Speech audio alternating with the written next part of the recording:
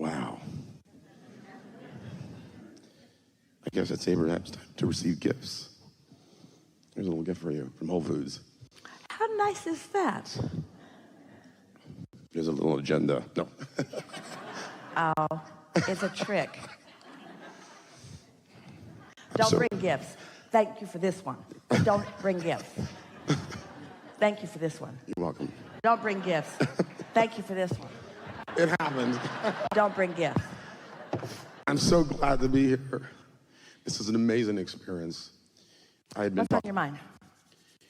I've been listening to this entire event, and the one thing that comes to mind is how do we keep ourselves in a place where we're not focusing always on the manifestation, because that gets a little tricky, for me at least. You get tired of the gap. You get tired of the elevator door not opening soon enough. You give up on asking for something that you never really wanted. You didn't say, I'm going to go forth and I'm going to learn it and I'm just going to have instant manifestation. Thought, bam, thought, bam, thought, bam. That was not your intention. You said, I'll go forth and I'll define, and then I'll align, and then I'll receive, and then I'll experience the deliciousness of watching it come together. I will mold the clay with my own hands in my own mind for the pleasure of it. You came for the pleasure of it. And so this is the reason that we begin with these two strong statements. You can't get it wrong and you never get it done. And the reason that you can't get it wrong is because it's never done. But there's a bigger way of understanding that, and that is the eternal unfolding means that moment by moment by moment by moment by moment, you can be having a wonderful life experience.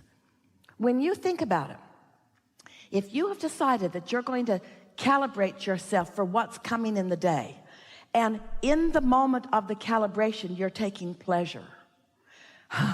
And then as the day unfolds, you're taking more pleasure. So you just go from calibration to the result of your calibration, to calibration to the result of your calibration, to calibration to the result of your calibration.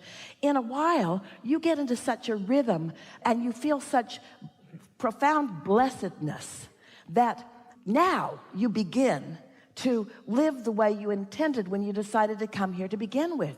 You didn't come to fix broken things. You came to create. You're like a creator in a studio with endless opportunities to gather the subject matter and the materials for the creation of anything. And why? Because it is pleasing to you. A creator must create, and a creator who creates by default is not satisfied, but a creator who creates deliberately is just endless joyous experience, which is who you are. You got to know that you come into these physical bodies and you explore and you learn and you ask and you launch rockets into your vortex, and you do some variations of that, and then you get on your gurney and you croak. Is that like a sleigh? And you reemerge into non-physical. And in the moment of your reemergence, you leave behind all burdens, all sacrifices, all doubts, all fears, all hatred, all things that don't match who you are. It's just pure you who reemerges into non-physical. That's who you are.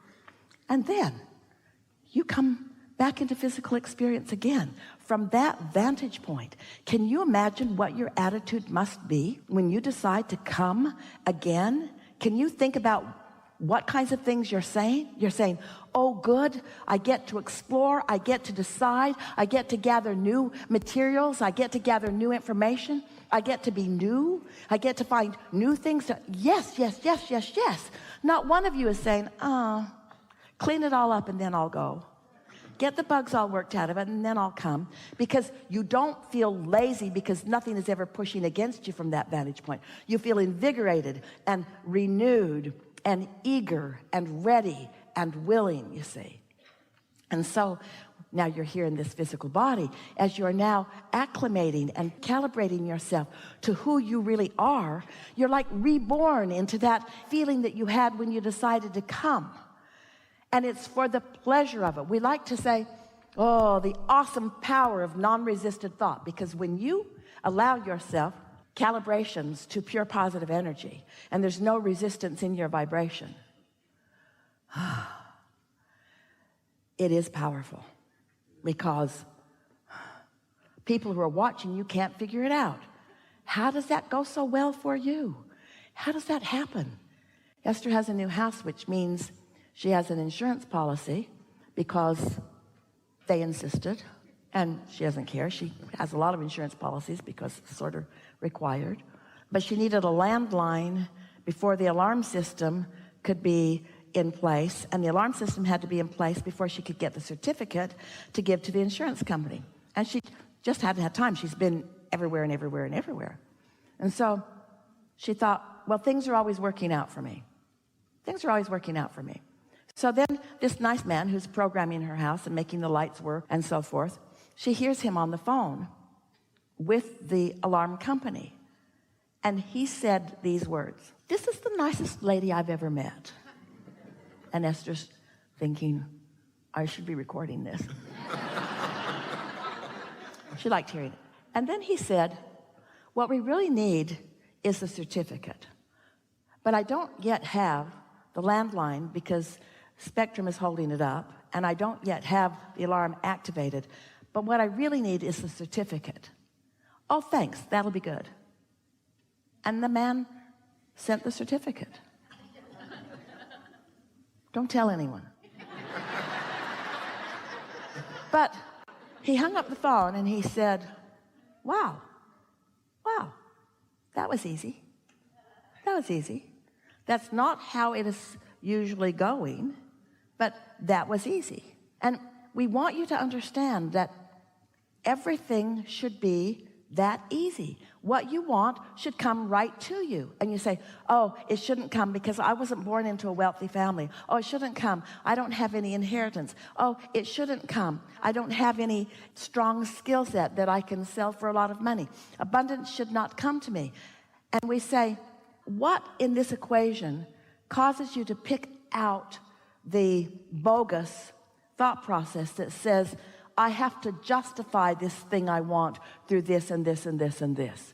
If there is one thing that we could help you do today, if you could stop feeling the need to justify the well-being that comes through the framework that others have assigned, and you could just open your direct route between you and Source and say, I desire this, and Source is saying to you, you deserve this, then all things that you want would flow to you with such ease.